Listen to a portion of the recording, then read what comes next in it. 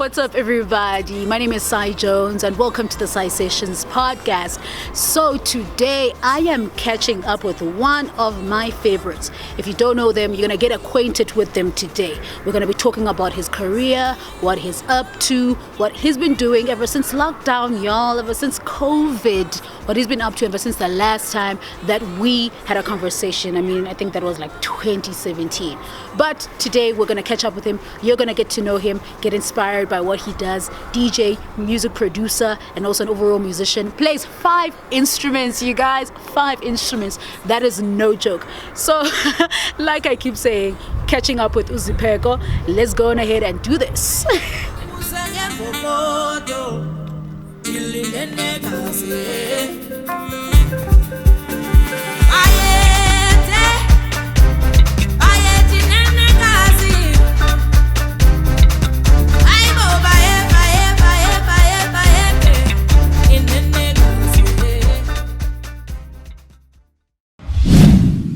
Alright, so today we are catching up with ZiPheko. By the way, I'm gonna ask him a lot about what happened with his former name, because he used to call himself ZiPheko the guitarist. But I'm gonna ask him what happened with that. So we're catching up with ZiPheko today. Producer, musician. I just like to generally say that he's a musician because that kind of expresses how broad of an artist he is. He's not limited to anything, and today we're gonna get to know him. If you don't know him, this is the time you are gonna get to know who he is and exactly what he does with himself. And so, ZiPheko, hi. How are you? Good, thanks, on yourself, St. John's. Oh man, I am okay. I am okay. I mean, how has quarantine been treating you, by the way? Like, I mean, we're all going crazy, but how is it for you with the lockdown and stuff like that? To be honest, with me, I know a lot of people will say, I know lockdown, no, you cannot mingle with this, But with me, lockdown, I appreciate it. To be honest, I'd even say thank you. If lockdown was a person. If lockdown, you say thank you, lockdown. I kiss lockdown.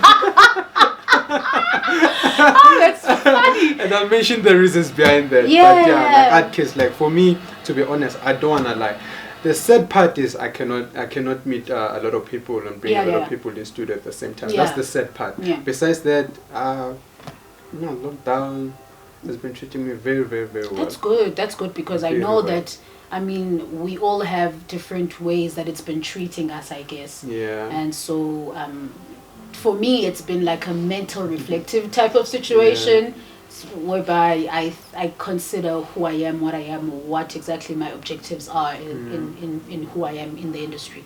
But I'm glad that things are good for you, man. So I'm glad. What have you been up to really ever since the last time we because now was like in 2017. I still remember very well. July 17, July 11, July, somewhere there.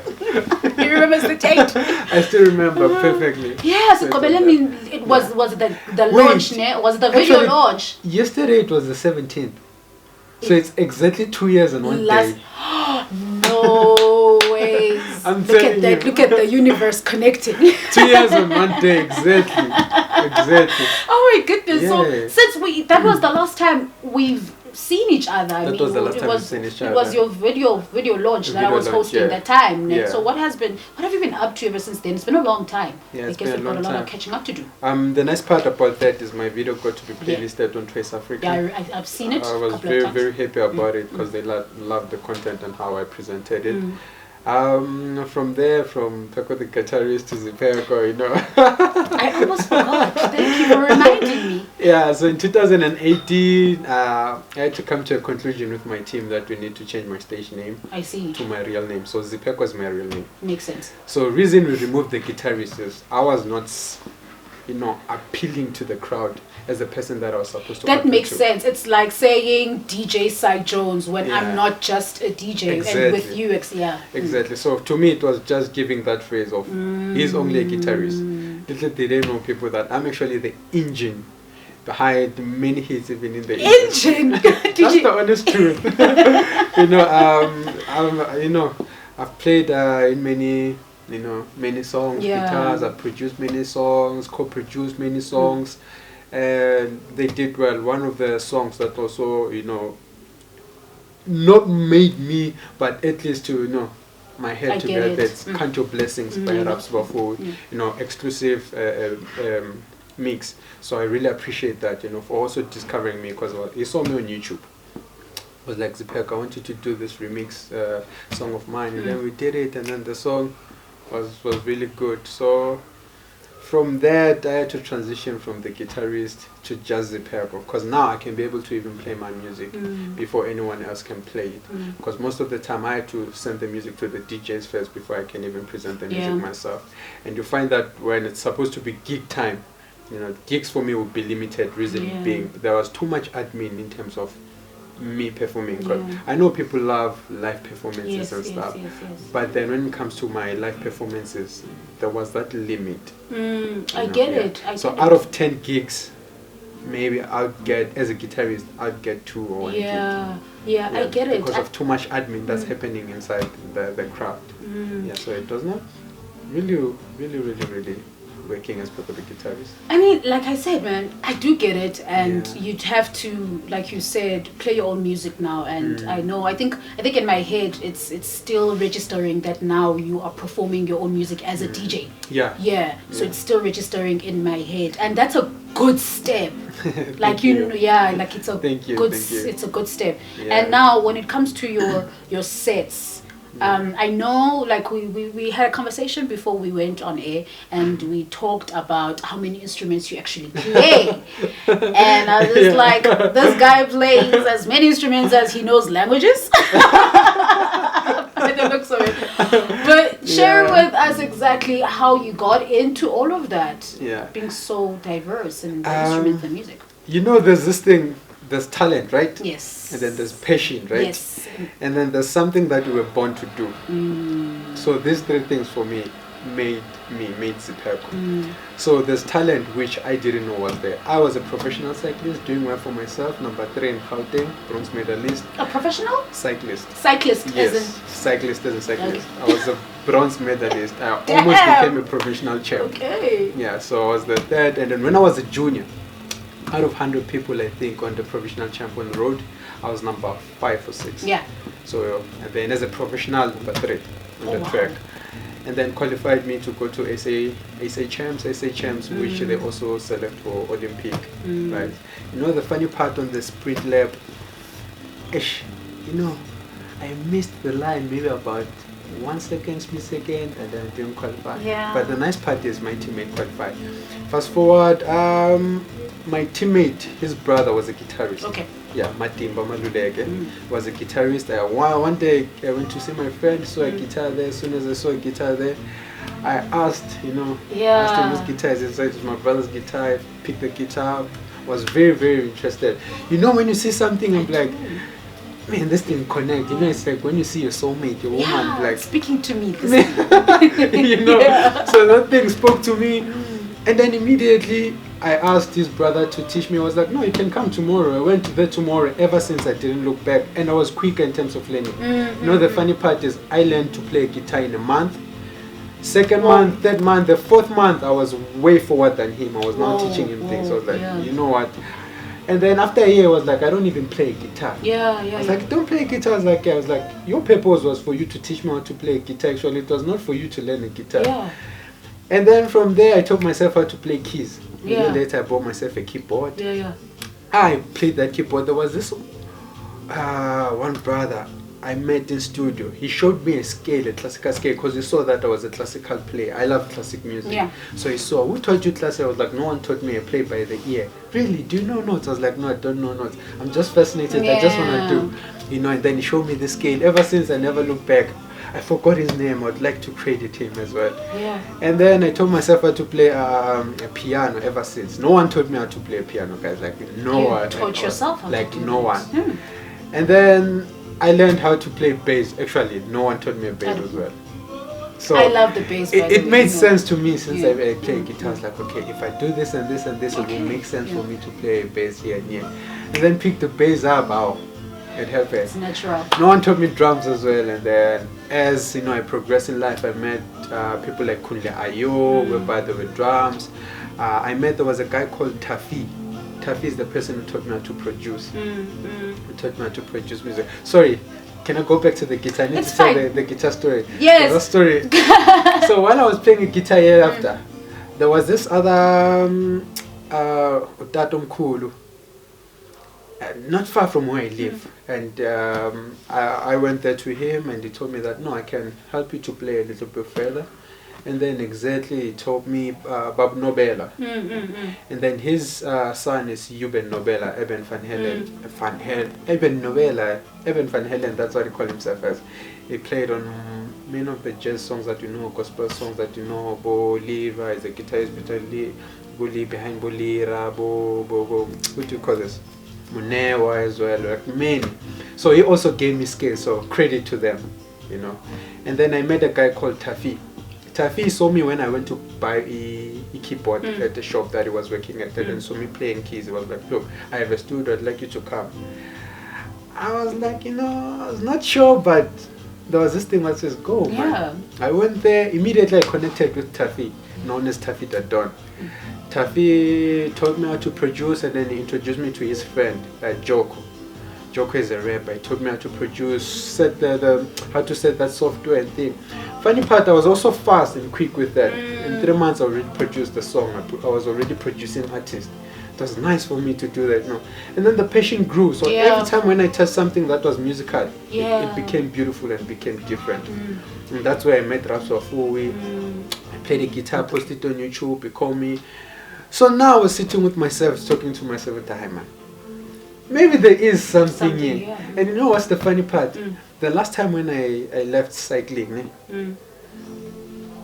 I had everything. When I say I had a beautiful bike, fully serviced, you know, carbon bike, one of those dream bikes, you know. You were a professional after all. New shoes, new helmet, you know, the team made sure I was riding for Team Panda. Made sure that I've got everything. And the training program was on point. And when they went to test me before the race, I was super fit. My last race, I was the last person. That put my number last out of 100 people. That was my last race. Kanti, it was just telling me that your journey ends here. It's the end now. There's Next another step. journey for you. So cycling taught me how to be patient, number one, because I'm the most patient person you can think of. Number two, it taught me how to love and taught me discipline. I'm not hyping myself or anything, but what I'm going to tell you now is the honest truth. I'm one of the disciplined producers or musicians that are in the industry. I mean, we're grown as people. I'm not going to say you're hyping yourself. Like, we're grown as people, professionals. You know That's what true. you're good at. You know what. You know That's who you true. are. Yeah. And when I do a thing, I do it. And when I say I can't, I can't. So when I say Dayaz, I'm not joking. When I say I produce. I'm not joking. You know. So it went on, and then I met my managers, of course. Oh, before that, I was a songwriter. Yes. You know, I tried to write the script for artists, you know. Many artists, to be honest, I gave the song to. But artists are like, no, this song, it's not happening for me. The song is Inenekazi. Okay. I wrote the song 2 months before I even released it, or 4 months before I released it. I was working with this other show, Patesh. I'm gonna go. Please remind me about that. I'm gonna go deeper about that. I wanna tell you about the song. So I gave the song Inenekazi. I wrote the song myself, and then I tried to give it to many producers, but they were like, the song, it's not gonna do well. Kanti, that song was not meant for everyone. That's why I didn't do well for them. It was only meant for me. And then my job was to find a vocalist that's gonna execute that song properly. I made sure I found the vocalist that's gonna do that properly. And then bang, the lady was Amukelani. She's a very talented one, and then she did the song, and then the song grew. And then the song grew. So now, Gemma, I'm listening to you. I'm just listening, going back to the number of instruments that you named already, because I asked you how many you play, and you said about 5, ne? And so after you stopped cycling, what year was that? What year was that when you stopped cycling, and then the sequence of you learning these different sounds, different things, different skills? What year did you stop cycling? Do you remember? Yes, it was 2013, right? 12, 13.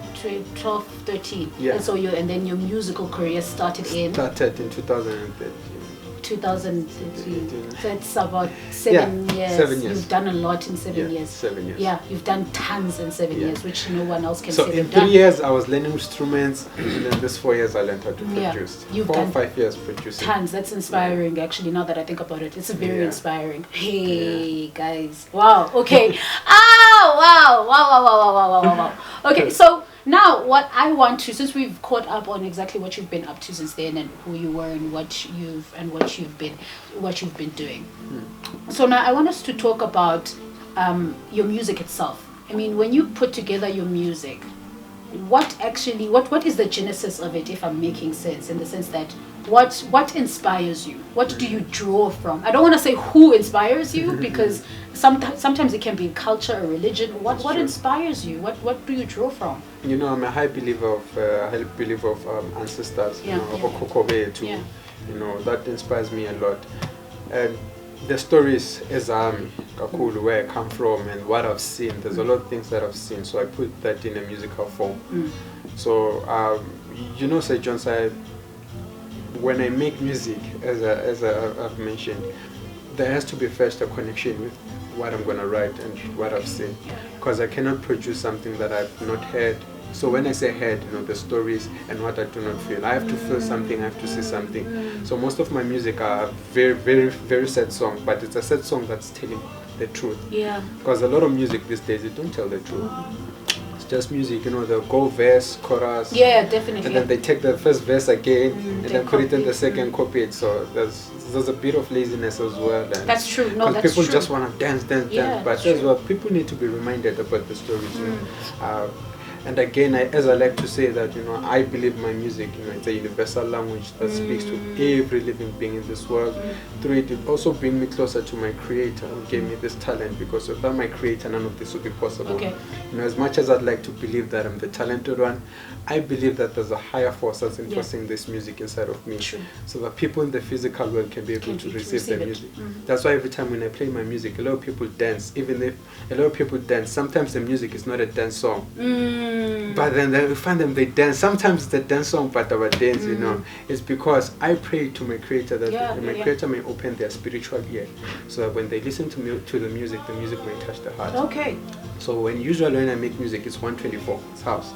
But when I play my music, about you'll see them, they won't dance. They just sit and listen. I pray to my creator that you may open your spiritual ear, so that I can have your attention. One of the songs that I was telling you about, Intizoya, I wrote. Yes.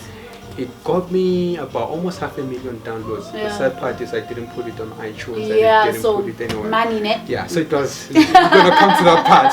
So it was huge though. But the nice part is that was the whole point, and that was the whole. It makes sense. You know? Yes, it's fine. It's okay. Because there are a lot of people who are hating. Intizoya is socially talking about, you know, Intizoya means my heart. It's talking about. That's all my personal story, to be honest. Okay, so it's up to you if you want to share it or not. Okay, let me share it a bit so that I tell you why I wrote Intizoya. Okay. You know, I was working at the shop, you know, Kumbooks, I was working there, they were doing, you know, I was a, what do you call it?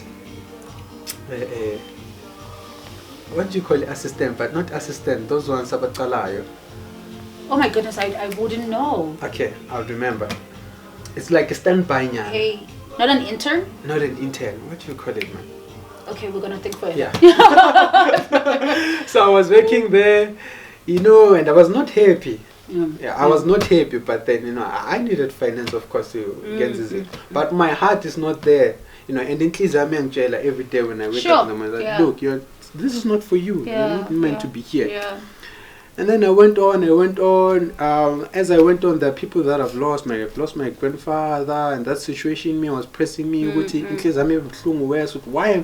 am I feeling this way? And it was a walk from where I live to the job. You know, I've lost people in my life. Things are not going well for me. At this age, I was supposed to be here doing this and that. Now I was also putting pressure for myself, unnecessary pressure. You know. And then I went there, so I took out my phone. The first thing I did was like, I know Intizoya so much. Like I was hurting.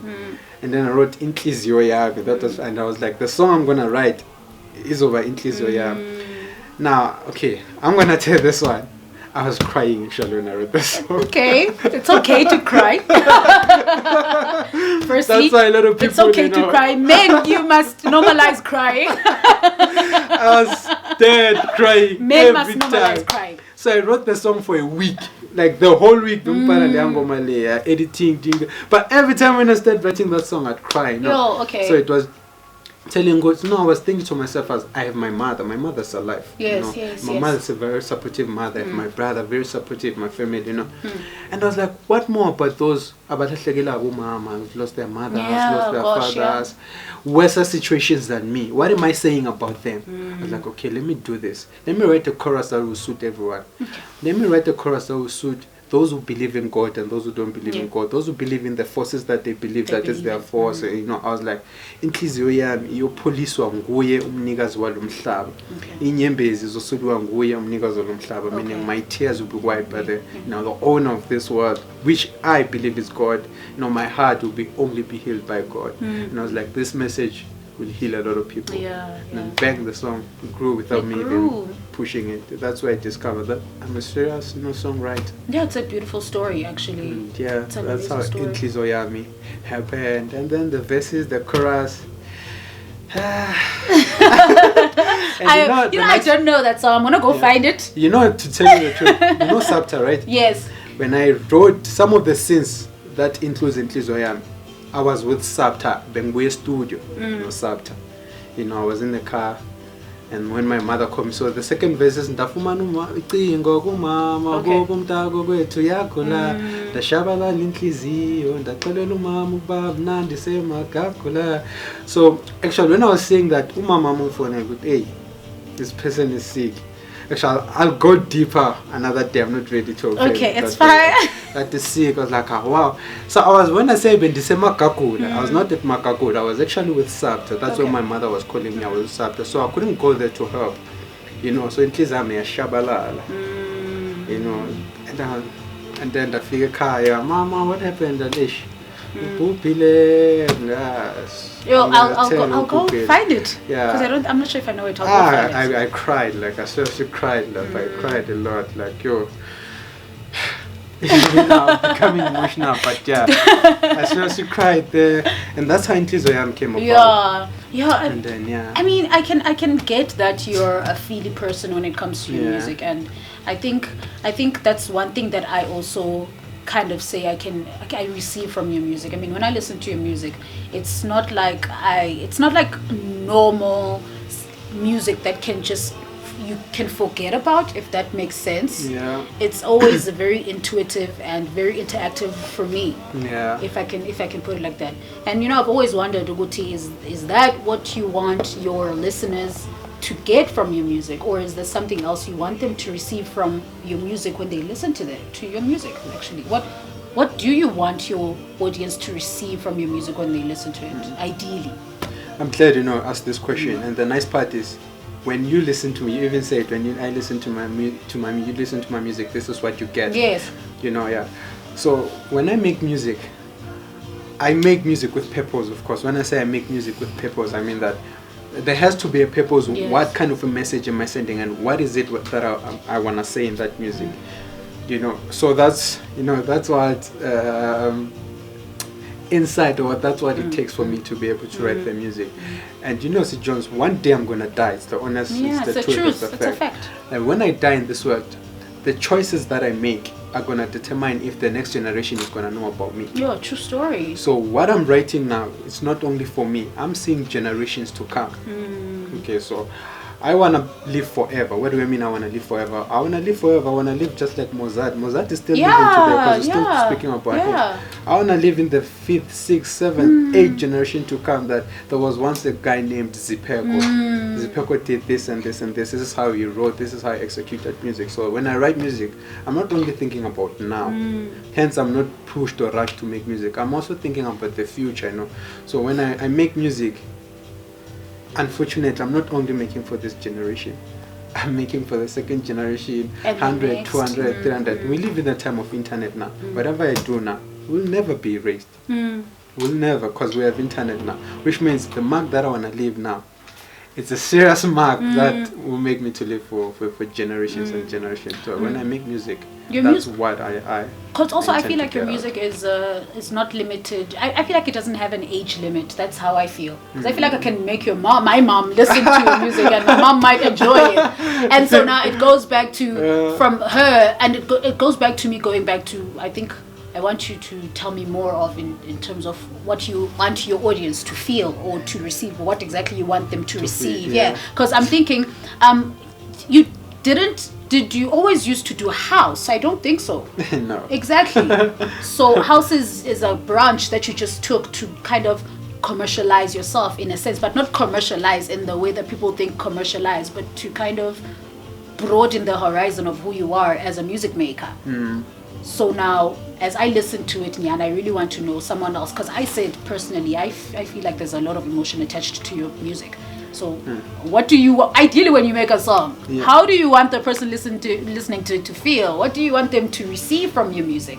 And if my mom listens to your music, what is the intention behind? What do you think you would want her to feel? Because I'm definitely actually going to play your music for my mom. Please do. The intention is the truth. The truth. Yeah, the truth is not spoken in our music. Like you can go in the internet, the music that's currently played right now. I'm telling you, the truth is not played. I repeat, what they do is they take the first verse, and then it's a chorus. After chorus, they take the first verse and put it in the second verse. Yeah. So they're no longer telling the truth. It's not about no music, no money. So what I want people to hear is the truth.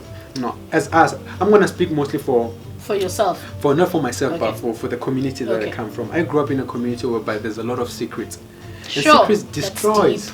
Even in my family there were a lot of secrets. Even the secrets that I was told that I'm grown. Hey, this and this and this and this. And then now I'm shocked. I'm like, how?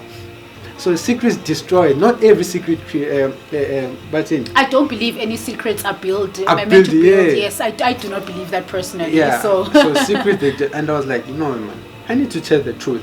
I need to also tell that men cry. Men cry. The reason you see today, men are actually doing what they're doing is because of indodekali. See these words, indodekali, men don't cry. Men, if you don't cry, you become frustrated. Yes, and men when you kill become themselves, frustrated, guys. you need to take it out somewhere. So men do what they take it out on women. I won't say women generally, but they take it out on wrong places. That's why what is happening today is happening is because men don't cry. So I tell stories of men need to. It's not want. It's a need. Men need to cry. It's a need. When your woman leaves you, cry, my friend. If you need to cry. No, okay, I get it. If now. If cry, if this happened, cry. I get it. Cry. I get it 100%. That when I am a consumer of your music, I need to know that the truth. I need to know the truth, your truth, and that some things are acceptable and some things can exist in the current realm and your current world, and it's acceptable to be in that space. I get it 100%. I get it because I'm trying to think that most people really focus on the lyrical content of their music, which is what I know you probably also do, which is focus on the lyrical content of the music. And also I'm a person who kind of, when I listen to a song, I don't just listen to see if it's okay. I'm not a consumer of music. Like I'm not. I work with music. So for me, I listen to music quite differently. I listen to music differently, and I think you know what I mean when you say I listen to music. I listen to if it's a commercial song. Is it for radio? Is it for performance? Is it a hit? Is it something that can be a future classic? I just listen to all the nitty-gritties of a certain song. So I think when you said that the music of today is not telling the truth. I agree in the sense, I agree in many respects, but I also believe that certain music is meant for a certain thing. But I guess we're happy. I guess we're fine with the fact that some people don't tell the truth. I mean, it's meant for a certain occasion, that particular song, and also the song that you make is also meant for a particular occasion. I guess so. I want us to Oh gosh, these conversations. But the truth is the truth. The truth is the truth. The truth doesn't have color. If the intention of your music is to make the truth, then you're gonna make the truth come out in your music. But if your intention is something else, I guess truth is the truth. You know, that's why my music is now currently played in. Actually, we're gonna go deeper to that a bit later. You don't know when later is, guy. Just speak your truth. You know, that's why my music is now played outside South Africa. Only, I would expect that, by the way, because it's not limited to the South African boundaries or whatever. Because I would be expecting you to be eating like royalties of like various places right now. I'm not even gonna lie, of various music and stuff like that. If that's the case, I don't know. I know a lot of people when they see me, they have that thing of it that, you know, ZiPheko, you have that thing, the black diamond. Actually, I like to call myself a black diamond, which is the true one of the most expensive diamonds one can have. So as I'm walking, you know, as I won't put that title of expensive or so, but there's that priceless thing that we don't know what to do with it. ZiPheko knows he's pretty. ZiPheko knows he's pretty. Okay, I get it. Never mind, but I get it. Diamond, black diamond, I get it. The just value that I've been into it. many meetings with the major labels, and there's a lot that I've seen. There's a lot that was offered, and as this is being offered to you, and then you now know that this and this, which means what I'm doing is, you know, it's actually legit. And then that's where I opened my own record label. Oh, I was about to ask, so now where do you step? Because if you're saying that majors have approached you, I was going to ask, so now where do you stand as an artist in terms of your independency or otherwise? Okay, I actually work with 2 majors. Okay, let me say 1, 2, Okay. So I have my own record label. I won't say my own. It's your own, it's fine. It's okay, your own. Let me take the credit on yes, this. it's your own. So I'm the owner, founder of Royal Heart Entertainment. Yes, and then as I did Royal Heart Entertainment, because that's where I saw that, okay, so I have a lot of music. My music is a lot. So I had to plug my music inside the label so that I can be able to own my masters. You know. And then now what was there for me? For me, I had to learn the music business in order so that I can be able to own the masters. So I learned the business as I was learning the music business as well. That's where I was able to partner with a major. One of the major is Content Connect Africa. I like that you said partner. Yeah, I partnered with them. They loved my music and they loved the vision that I have, and they were sold from the vision that I presented. This is the vision, this is where I'm going. And to be honest, my vision is a lifetime, and as I've mentioned, lifetime, many generations, not from here, just from here only. They loved that. And then I had a distribution deal with them that they're gonna distribute Royal Heart Entertainment. Okay, cool. So whichever artist you sign here, of course, gonna be distributed through, you know, the majors. And then I did my publishing with Plan A. With Gavin. Oh yes, I had Gavin on my podcast, right? We talked about a lot. Yes, Gavin is my dude. Gavin is my dude, honestly. So if y'all don't know what we're talking about right now, I think they need to catch the previous episode, because we talked about publishing in South Africa, because he offers publishing services as an independent, let me say, because he used to work with the major, but now he's an independent. So you were saying? So I was approached by 2 majors. So Gavin gave me one of the best deals I couldn't. So as I've mentioned, there's a black diamond. Everyone will put a bet that you want to put this one, put this one, put this. So I take the one that goes along with my vision. True story. So and then I signed with Gavin. So we're publishing, we're distribution in Royal Heart Entertainment, and we deal with production. So I made another deal with K Cool Production. That's where I work at K Cool Production. They offer the equipment for me. Like they have any equipment that I want. And we're also shooting at K Cool. This is them. So this is the record label I partnered with, K Cool Production, and thank you so much for that.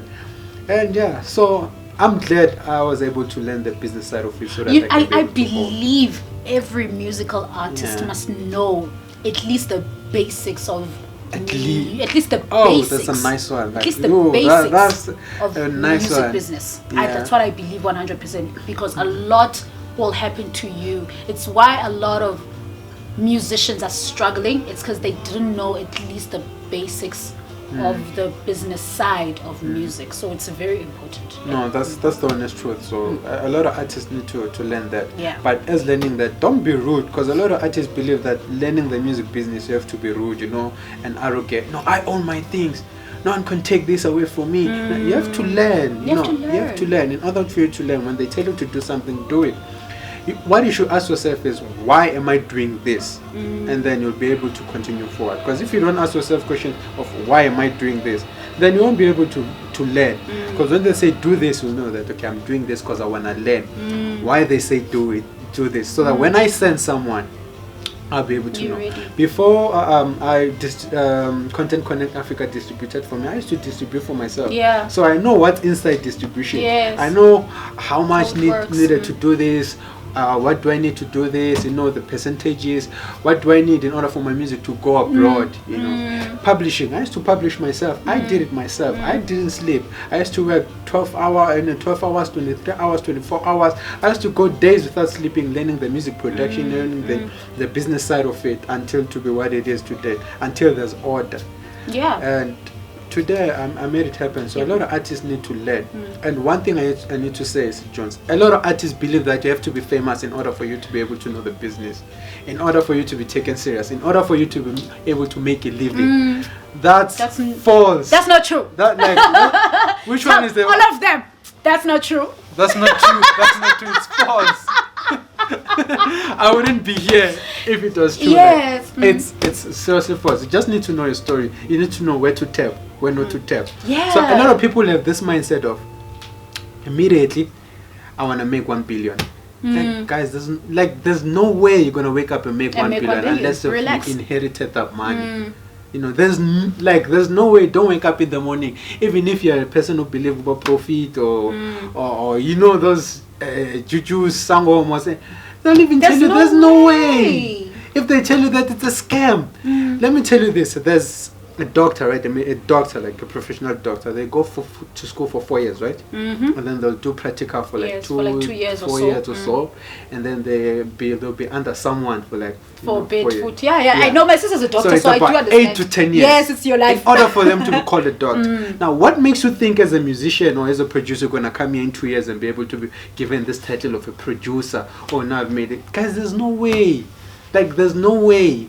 Wait, 10 years. I'm not saying it's going to happen in 10 years, but let's come to calculate about what's inside the music industry or any industry. So a lot of people like to make this industry as if this one is the kind of cool industry. Yes. And it's a shortcut to success. Yes. There's no way, guys. People do that. Yeah. They kind of they tear it up and make it seem like it's something so small, yet it's so intricate, and that's why some people lose, because they underestimate how broad and there's a lot that goes into this industry, and a lot of people just come in just to say, I want to be famous. That should not be your drive. Definitely. I believe also it should not be your drive. Otherwise you're gonna crash and You know what makes you famous? The thing that makes you famous is actually the thing that you're good at. I believe so. It's not about you being a musician. There are famous doctors. There are famous lawyers. Example, Beru. It's a very famous lawyer. Is Beru a normal? Is he a real person? He is a real person. He's just Beru too good. is a real person. He's a defense lawyer, ne? But it's just that he's too good in a way that he's become famous. Same as a musician. If you become too good, you're gonna be famous. If you're a lawyer or a doctor or an accountant or a typist, even a secretary can be famous. Anything, as long as you're good at what you do. Can be famous. That's true. I also believe that, and a lot of people haven't believed that. Be famous. I also believe that if you're good at what you do and you do what you love, you can find a way to monetize it and to kind of be popular in what you're doing. That's also what I believe.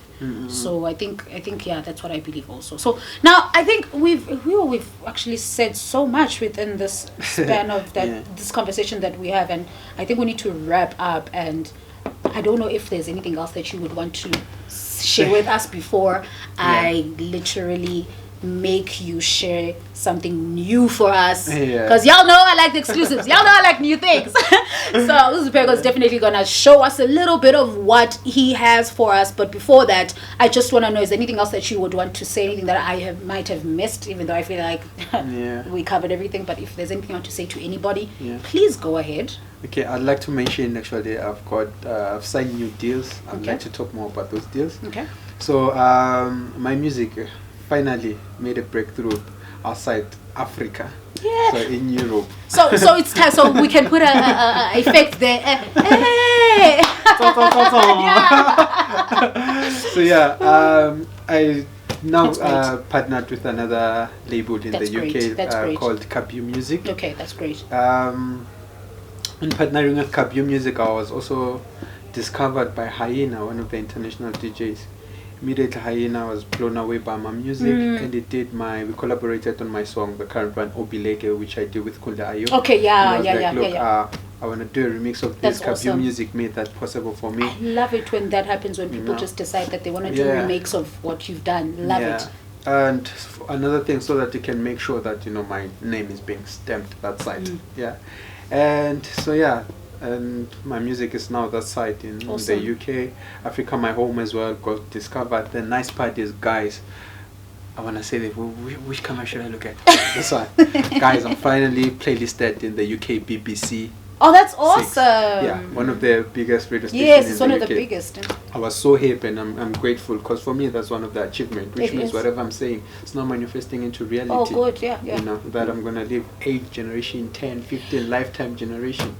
So it's not happening, but some of the things I want to see them happen now in my lifetime. True. Just like being with you, of course, with financial sense, being happy. I want it to happen now. Makes sense. It Even makes before. So I want it to happen now. It's gonna happen. It's happening now. So that's what's happening. So I'm happy about that. I've partnered with Kabu Music, and I'm releasing my 9th EP, titled Not Sure Yet. Title pending. But untitled project. And then I'm gonna release another one again in November, another 6 tracks. Oh, that's a lot of content. I can't wait. And then my music video is playing on this coming month, August.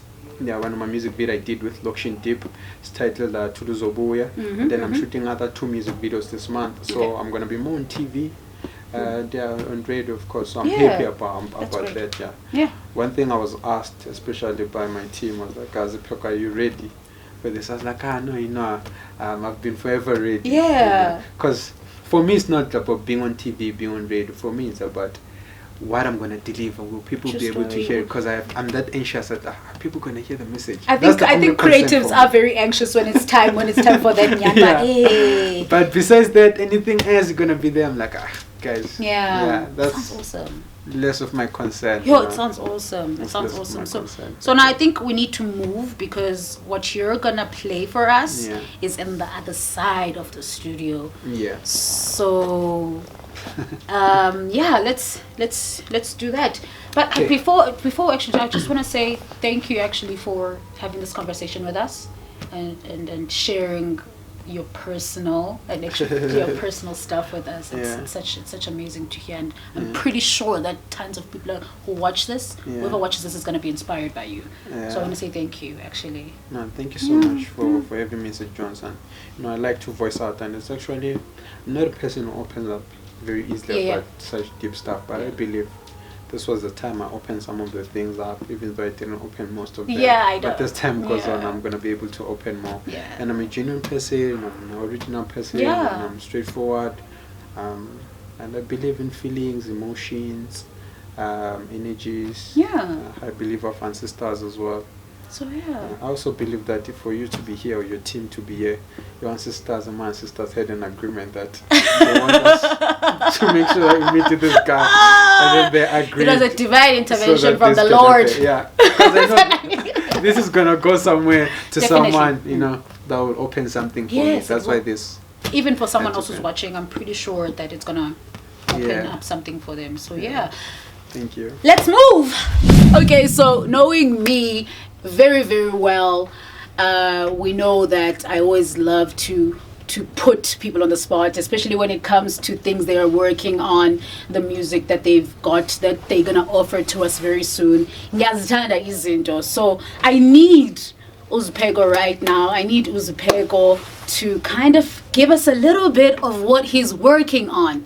Yeah, Wona, do you get me? You get me, right? A little bit of what you're working on. Yeah, Wona, so that we break the exclusive. I always love breaking exclusive. So if you can just, do what you're doing.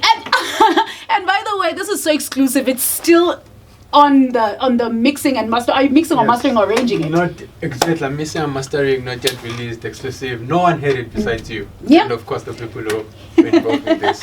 Okay, cool. Yeah. Go ahead, so man. You're kind of, that's special. Go ahead. Sive kancane.